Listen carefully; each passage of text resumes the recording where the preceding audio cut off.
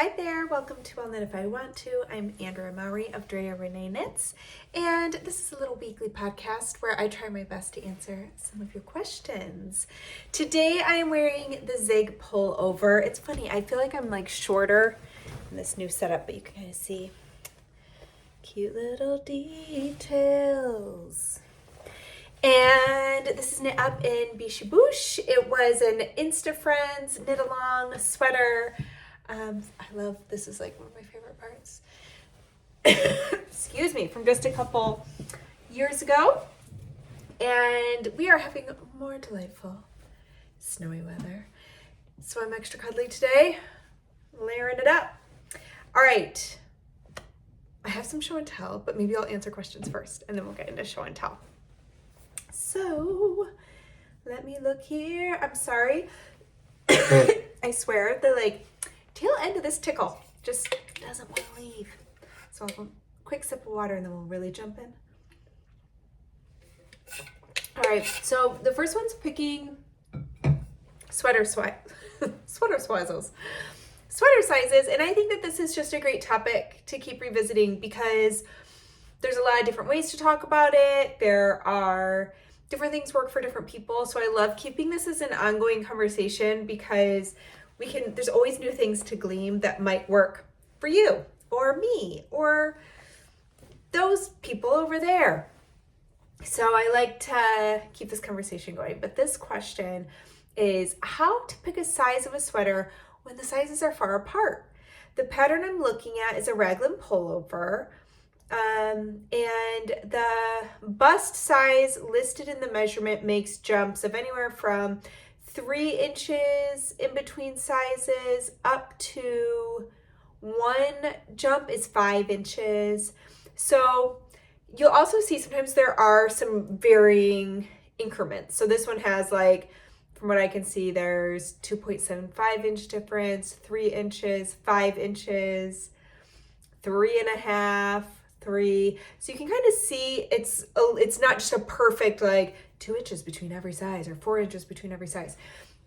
So where that comes from is depending on this patterning that's happening in the sweater, the repeats that need to happen, designers have to make decisions and they're trying to get as close to even as they can, but they've got to make it work, right? So then they start with a goal, or I'll say I start with a goal, and I have to make in some sizes little adjustments with a couple extra stitches to make the patterning work here or a couple less here. And so then I check, once I actually have my true stitch count, I'll recheck, okay, what's my circumference of my body? And that's where it goes from maybe my plan of, okay, I'm going to space these out by 2 to 4 inches to this one's 3 inches between these first two sizes, but then we have a little bigger jump here, etc. So I just thought that might be helpful to know, that's why that can happen in a pattern.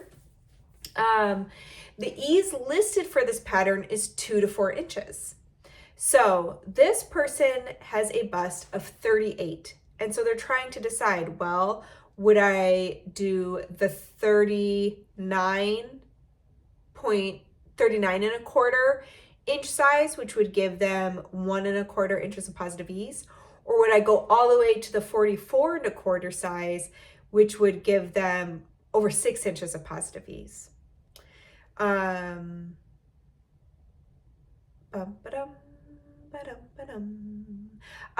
are saying that they do have a little more muscle. They were gymnasts. They have more muscle in their shoulders. So they're also thinking about making sure that they have room for their shoulders. Am I overthinking this, or do I go with other measurements first? Ooh, I love that you added in at the end too, because that can be so helpful. So when you are so I always say one of the best ways to pick a size is to take your measurement. Your measurement means the measurement of your body. So I recommend doing this over what you would wear under the sweater you plan to wear. Most of us have something under a sweater, depending on the sweater, but a lot of times if it's full long sleeve sweater like I'm wearing, I might wear just a bra, I might wear a tank top, I might wear a long sleeve shirt. So whatever you tend to wear, like I feel like I always have at least like a tank top or a t-shirt under a lot of my sweaters. So I would want to wear what I plan to wear under that sweater before I do my measurement. And then I'm going to do my measurement over the fullest part of my chest. And it's really helpful if you have somebody to help you with this, because you want to wrap that tape measure around, but then you do want to have your arms down when you take the measurement, because this is going to change that measurement. So to get a more accurate one, you kind of want your arms just down, relaxed at your side, take that measurement. And then when a pattern, so for them, that's 38. The pattern says choose a size that's 2 to 4 inches larger than that, because it needs positive ease in that sweater. So now we're looking at the sweater measurement, and they want to pick something, ideally, it would be between 40 and 42 inches finished on that sweater. So there's not a 40 or a 42, there's a 39 and a quarter or a 44 and a quarter. So which size do they choose? If it were me, I love the idea of also looking at the other measurements. Go look at the bicep measurement. See what the upper arm measurement is on that sweater. I think that's a really great place to reference, because we really want to have our sleeves fit nicely. And again, if you might layer that sweater, it just depends on how much room you like to have around your arm. And the difference between those two sizes might be the deal breaker for you. You might be like, oh, okay, that sleeve would be too small, too tight, or that one would be too big. And so I want, that might help you make your decision. So that's a great place to look, is the other measurements that are included on the schematic of the pattern. Another thing you can do is go to your closet and find I'm so sorry, I've told you all, if you've been around here for a minute, you know that I have like one kind of leaky nostril. So I hate when I have to do that while I'm doing this. This is why people learn to edit their videos. Anyways, go to your closet, find a sweater you already love, measure that. Measure the sweater. You can measure it around the body or around the chest, depending if there's waist shaping, but go ahead and measure it and see what's that measurement. If you love the way it fits, and compare that to the finished measurements that are in the schematic. So maybe you have a sweater that is closer to one of those numbers and you like it a lot. And so then that could be your guide of like, oh, okay, I'm going to go up or I'm going to go down. So there's a couple ways to hone in on your perfect one.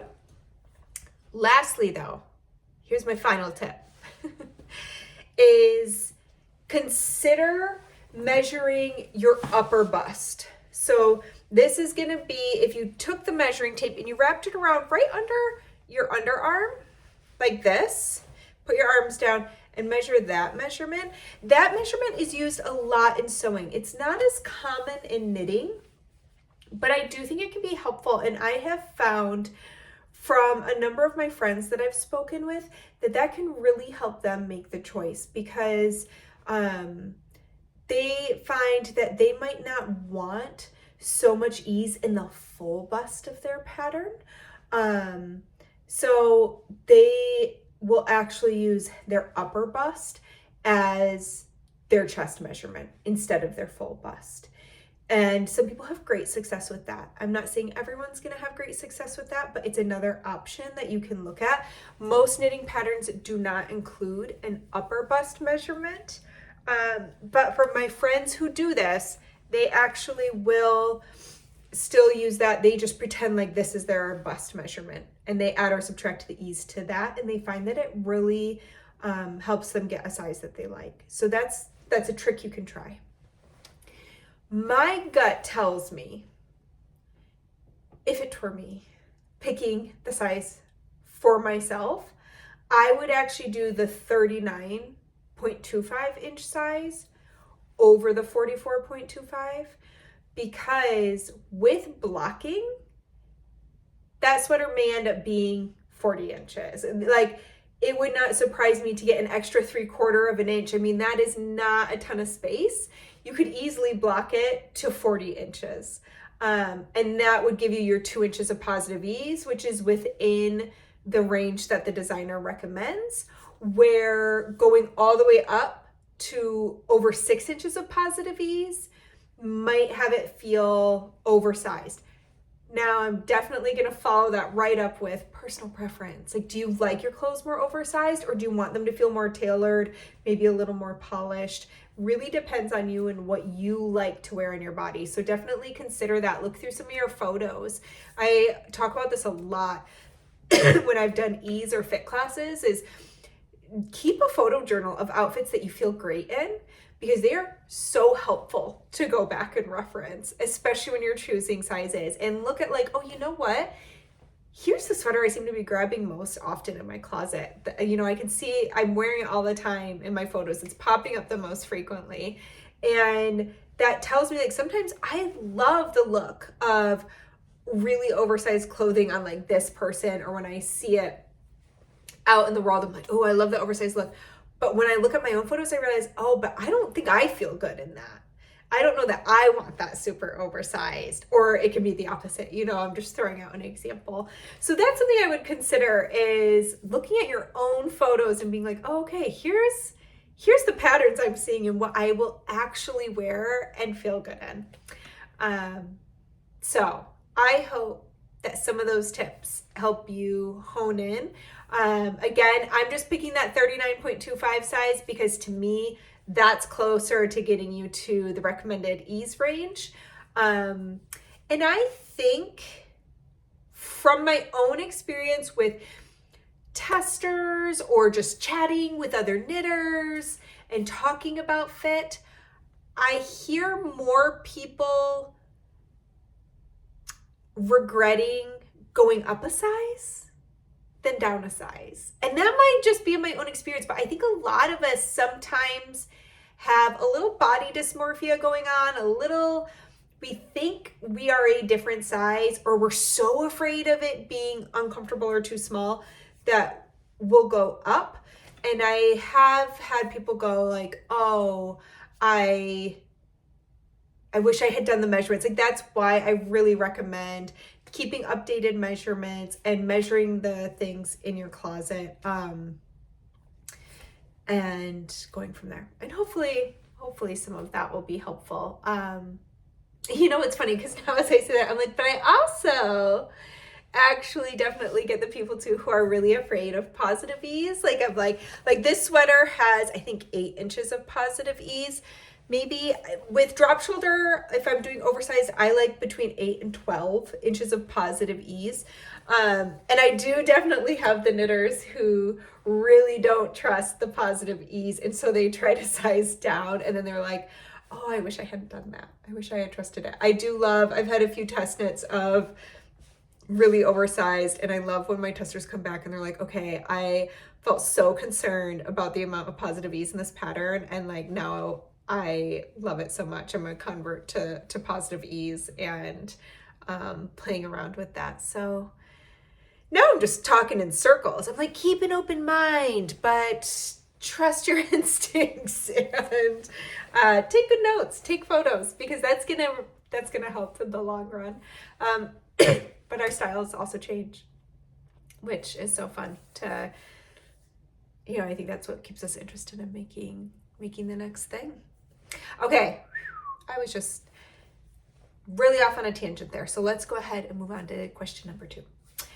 I'm wondering which program or app you use on your tablet for following patterns. I've always been a mark-up printout knitter. Usually these days I put my pattern in Notability and mark it all up in colors with my Apple Pencil, then print. I'd kind of like to do it all on my tablet. I have a subscription to Knit Companion, but I find it maddeningly difficult to use. Okay, so, and then there's a secondary question there, but let's talk about patterns and how we follow them.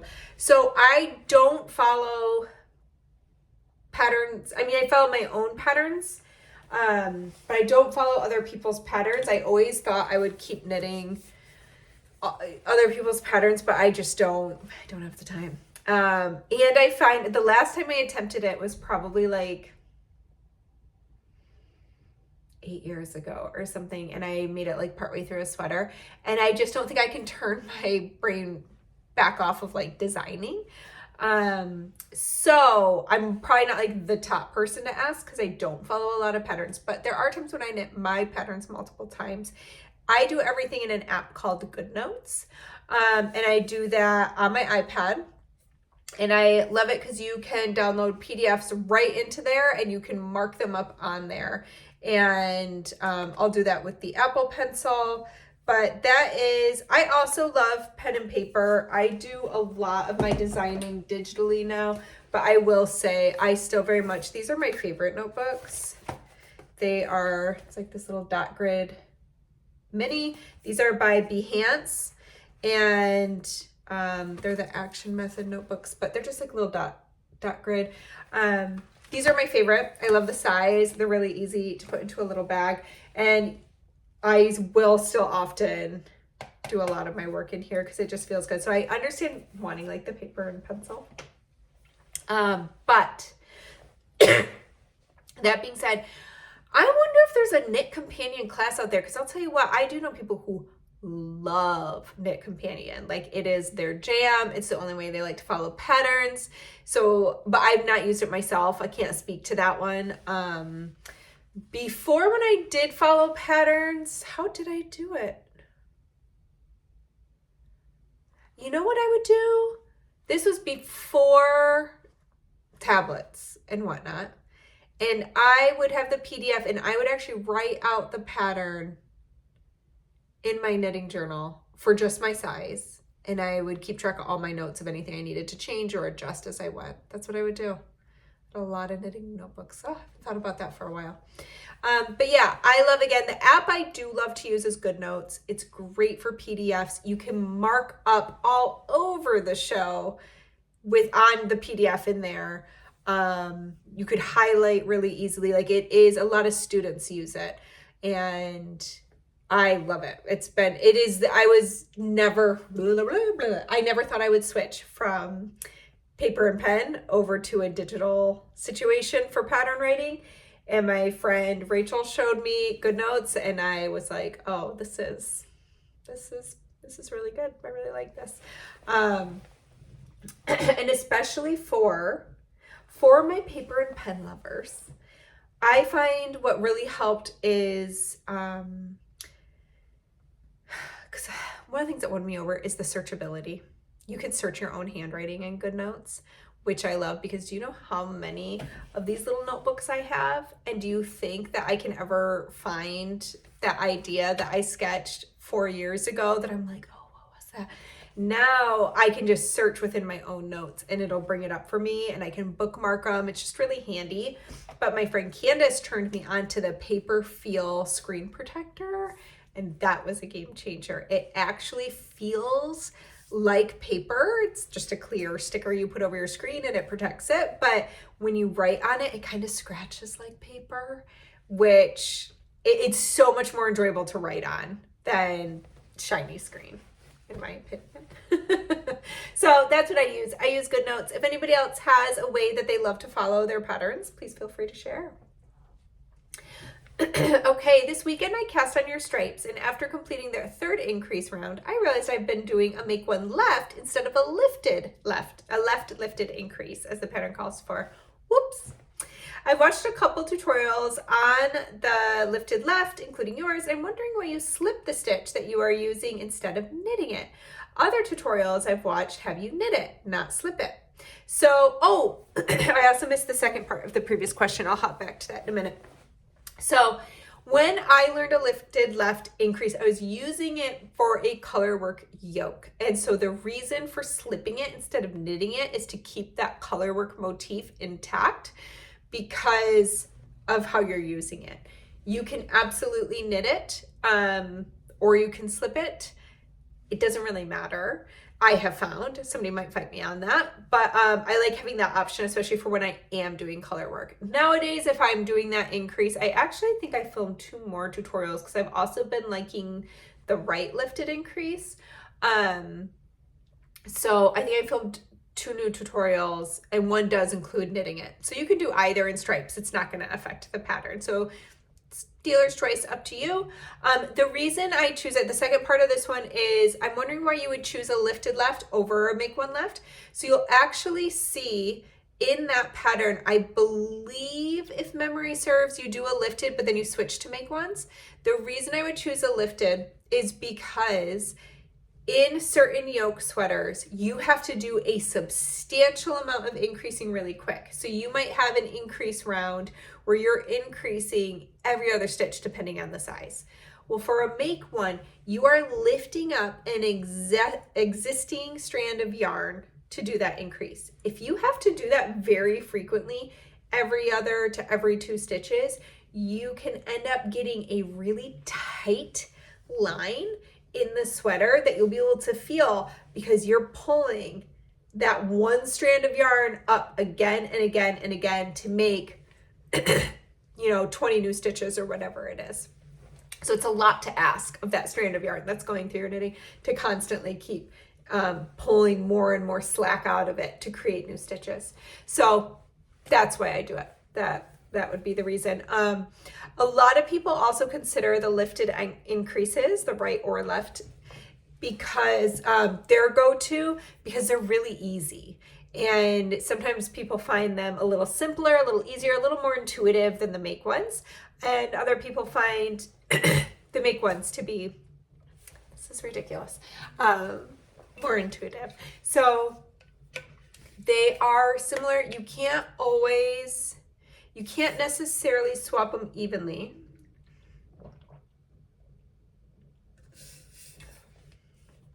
Can you? I have to think about that.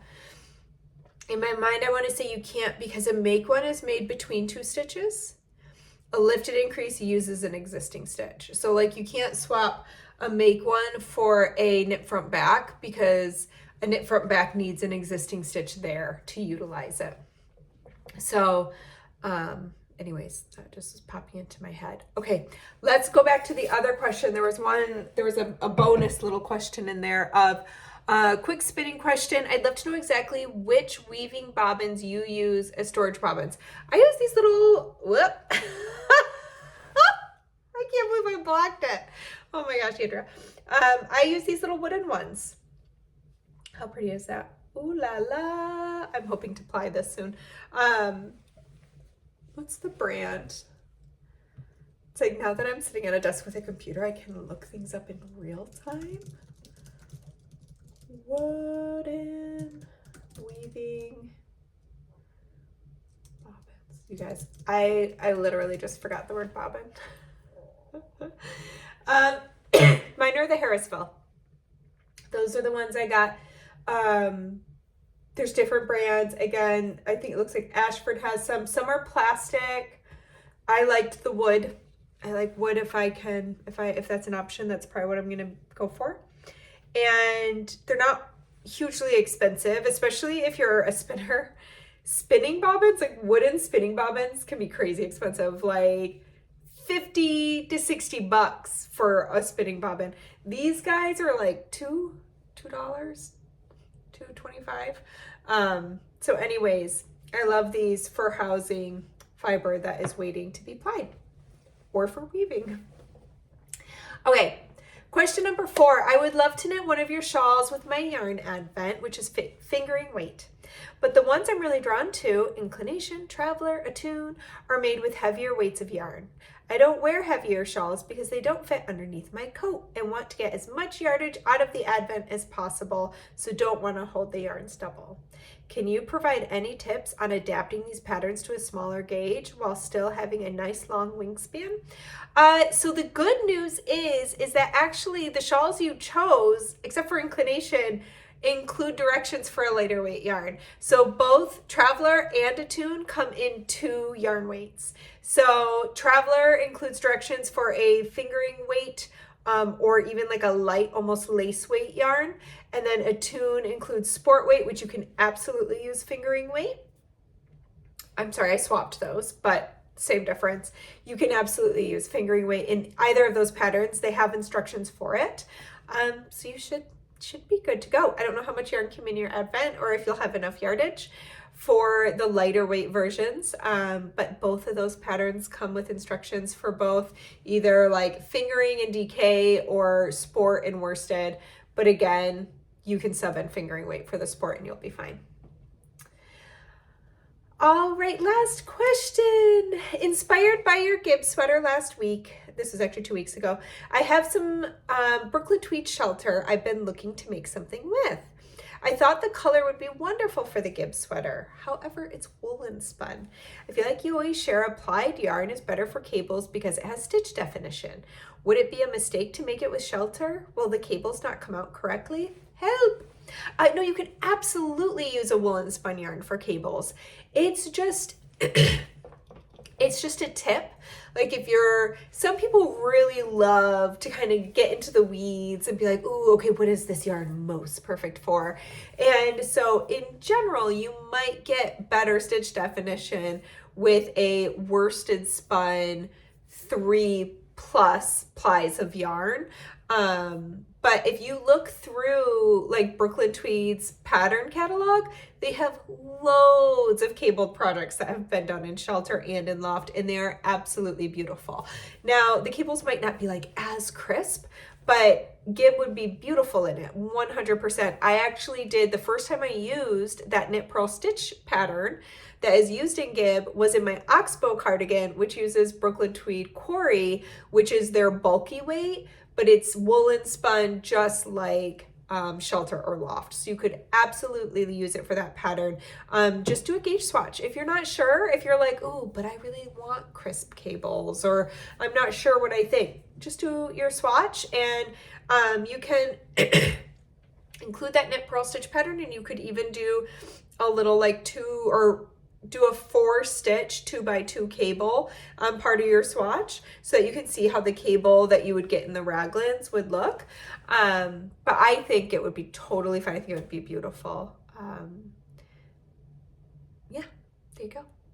Okay. I feel like I've been a chatty Cathy. Oh, we're only at 26 minutes. Okay, I haven't been too overly chatty. Alrighty, so my show and tell. I have been missing spinning. Oh no, this is unraveling. You know, with our move and Rhinebeck and then traveling to teach and getting a little, I have to play catch up on work after moving and everything. So I just have not had much spinning time at all. And I'm really missing it. I want to do all the things. There are sewing patterns I want to be sewing. I want to get back on my loom. I just rebuilt my loom in my studio. I'm like, I want to weave. I want to do everything. And there's just not enough time in the day. But I have 2 fiber advents.